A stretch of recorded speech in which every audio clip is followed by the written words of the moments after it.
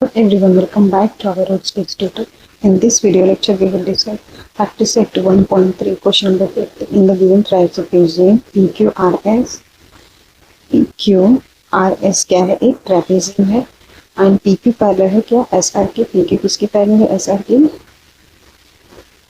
PQ parallel है किसके? SR के पैरेलल है। एंड AR क्या है? 5 टाइम AP है। AR कहाँ पे मिल रहा है? AR ये है, ये 5 टाइम AP है। AR क्या है? 5 टाइम AP है। एंड AS क्या है? 5 टाइम AQ है। एंड हमें प्रूफ क्या करना है? SR क्या है? 5 टाइम PQ है। SR हमें यहाँ पे मिल रहा है एंड PQ यहाँ पे है, तो 5 टाइम PQ है। मीन्स SR क्या है? 5 टाइम PQ है। तो हमें ये प्रूफ करना है। तो हम कैसे करेंगे? तो यहाँ पर हमें क्या देखने को मिल रहा है? यहाँ पर हमें दो ट्रायंगल देखने को मिल रहे हैं, ये छोटा ट्रायंगल एंड ये बड़ा ट्रायंगल। तो अगर जो हम इन दोनों ट्रायंगल को सिमिलर प्रूफ कर लेते हैं, हम क्या करेंगे? इन दोनों ट्रायंगल को सिमिलर प्रूफ करेंगे, है ना। तो सिमिलर प्रूफ करेंगे तो इनकी साइड के करस्पॉन्डिंग एंगल भी सिमिलर है, इनकी साइड का करस्पॉन्डिंग रेशियो भी आपस में क्या हो जाएगा? सिमिलर हो जाएगा। मीन्स दो ट्रायंगल अगर जो हम सिमिलर प्रूफ कर लेते हैं तो उनके करस्पॉन्डिंग साइड का जो रेशियो होगा वो आपस में क्या हो जाएगा? इक्वल हो जाएगा। तो हम इसको कैसे सिमिलर प्रूफ करेंगे? तो यहाँ पर हमें एक एंगल दिख रहा है और एक यहाँ पे एंगल दिख रहा है ना। तो ये क्या हो जाएगा? ये वर्टिकली अपोजिट एंगल है, तो ये वाला एंगल इसके कॉन्ग्रुएंट हो जाएगा। देन हमें क्वेश्चन में क्या दिया गया है कि PQ पैरेलल है SR के, तो ये PQ लाइन SR के पैरेलल है। और PR अगर जो हम ट्रांसवर्सल लेते हैं तो ये वाला एंगल और ये वाला एंगल एक दूसरे के कॉन्ग्रुएंट हो जाएगा। क्यों? क्योंकि ये क्या है? अल्टरनेट एंगल है। जैसे यहाँ पर ये PQ लाइन है, किसके पैरेलल है? SR के पैरेलल है, ये SR है। और PR क्या है? एक ट्रांसवर्सल लाइन है, तो ये वाला एंगल इसके कॉन्ग्रुएंट हो जाएगा क्योंकि ये अल्टरनेट एंगल है। तो चलिए हम क्वेश्चन को स्टार्ट करेंगे। तो यहाँ पर लिखेंगे PQ पैरेलल है SR के एंड PR क्या है? ट्रांसवर्सल है। तो ये वाला एंगल क्या हो जाएगा? इस एंगल के कॉन्ग्रुएंट हो जाएगा। तो यहाँ पर हम लिखेंगे एंगल RPQ कॉन्ग्रुएंट हो जाएगा एंगल PRS के, बिकॉज अल्टरनेट एंगल से। देन यहाँ पर हम PRQ को क्या लिख सकते हैं? एंगल RPQ को क्या लिख सकते हैं? एंगल APQ लिख सकते हैं, दोनों सेम है। एंड एंगल PRS को हम एंगल ARS लिख सकते हैं, दोनों भी सेम है। तो यहाँ पर हम लिखेंगे एंगल APQ कॉन्ग्रुएंट हो जाएगा एंगल ARS के, और इसको इक्वेशन नंबर 1 लिखेंगे हम। देन अब हम क्या करेंगे? ये दो ट्रायंगल लेंगे, हम लिखेंगे in triangle APQ and ARS में एंगल APQ कॉन्ग्रुएंट हो जाएगा एंगल ARS के फ्रॉम इक्वेशन 1 से। यहाँ पे लिखेंगे इक्वेशन 1 से हमने लिया है। देन ये वाला एंगल क्या हो जाएगा? इसके कॉन्ग्रुएंट हो जाएगा। तो यहाँ पर हम लिखेंगे एंगल PAQ कॉन्ग्रुएंट हो जाएगा एंगल RAS की, बिकॉज वर्टिकली अपोजिट एंगल है। देन यहाँ पर हमें दो एंगल क्या हो गए? कॉन्ग्रुएंट मिल गए, है ना। तो हम कह सकते हैं कि ये वाला ट्रायंगल इसके सिमिलर हो जाएगा।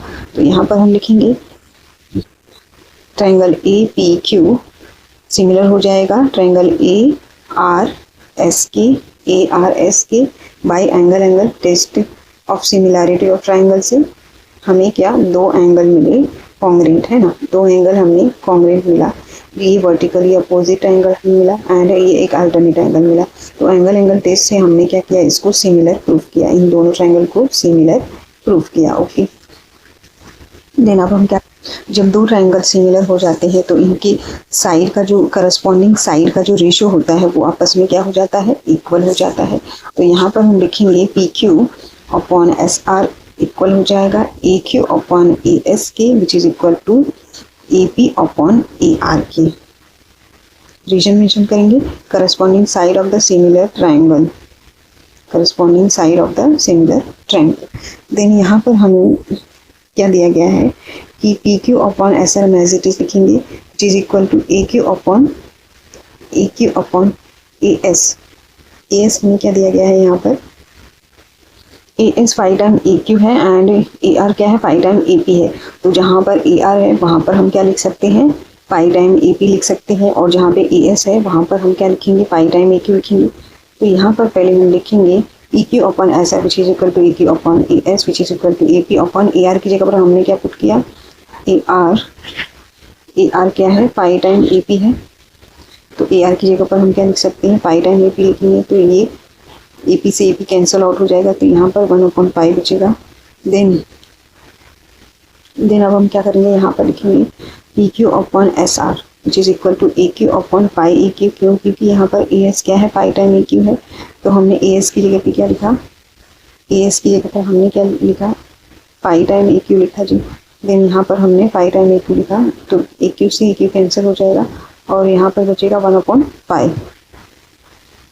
तो यहाँ पर हमें P Q upon S R क्या मिल गया, 1/पाई। तो यहाँ पर हम लिखेंगे P Q upon S R which is equal to 1/पाई।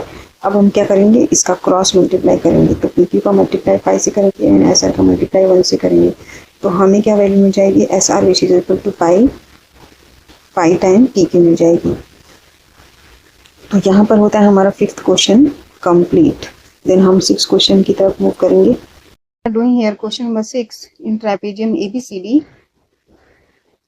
ABCD एक ट्रेपेजियम है एंड हमें क्या दिया गया है कि ए बी पैरेलल है डीसी के, ए बी किसके पैरेलल है, डीसी के पैरेलल है, and A C and B D क्या है, डायगोनल्स हैं और वो दोनों इंटरसेक्ट कर रहे हैं, पॉइंट ओ पर इंटरसेक्ट कर रहे हैं।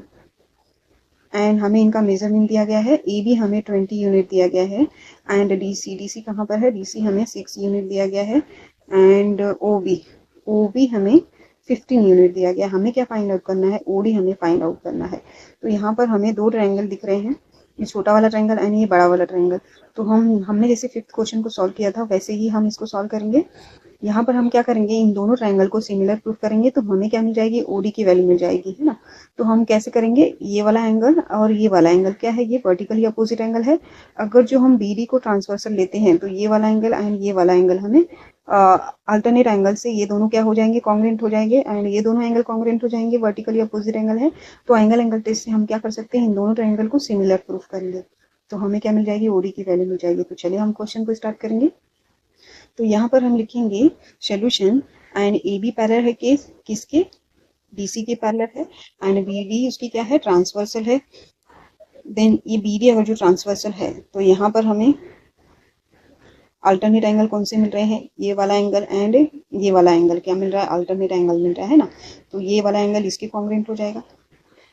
तो यहाँ पर हम लिखेंगे एंगल पी डी सी, ये वाला angle B D C congruent हो जाएगा एंगल डी बी ए के, ये वाला एंगल के, है ना।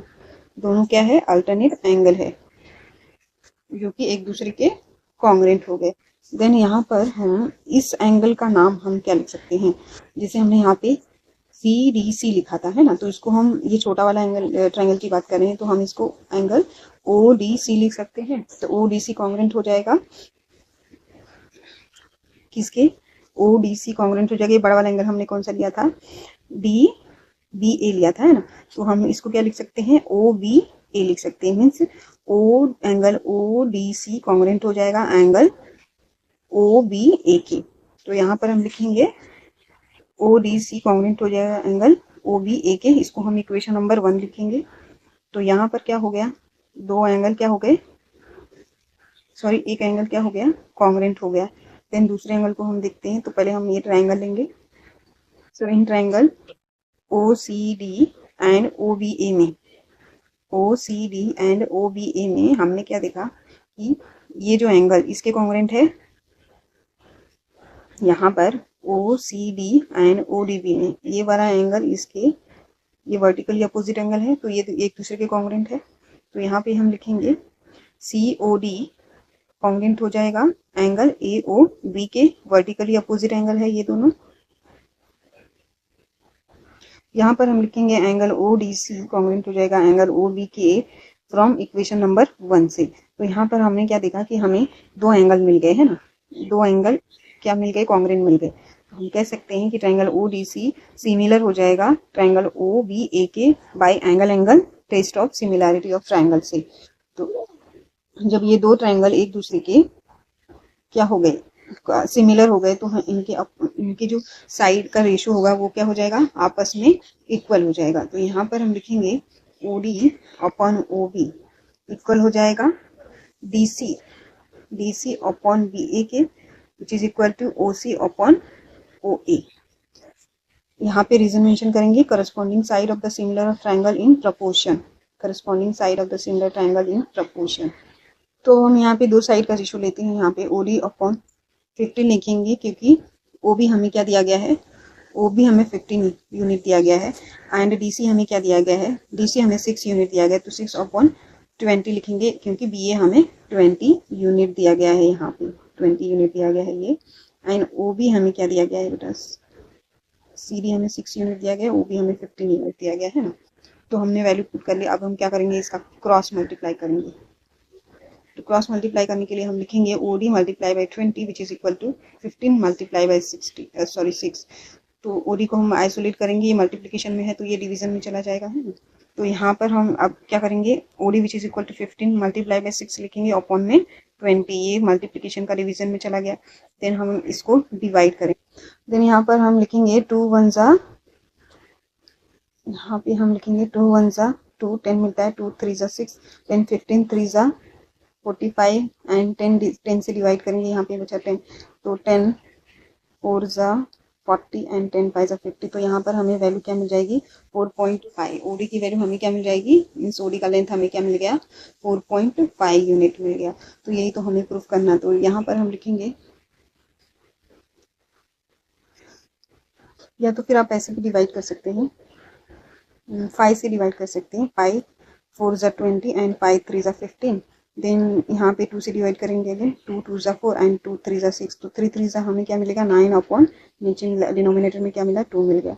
देन 9 का डिवाइड 2 से करेंगे, है ना, तो हमें क्या मिलता है, 4.5 की वैल्यू मिलेगी। देन यहाँ पर हम लिखेंगे OD which is equal to 4.5। यहाँ पर होता है हमारा 6 question complete. If you like the video please like share and subscribe. Thank you.